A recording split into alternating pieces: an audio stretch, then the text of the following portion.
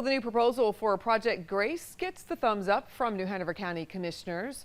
Project Grace, which includes a new library and museum in downtown Wilmington, really never got off the ground last year after it failed to get approval at the state level. Well, Cape Fear Development came up with a new plan that cuts the cost by $20 million.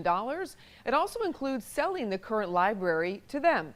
They presented their plans to commissioners and allowed the public to weigh in. Commissioners then passed that new plan. Now the developer will work on a construction bid, so commissioners can make a final vote in July, and if approved in July, the plans will go before the local government commission for a vote in September.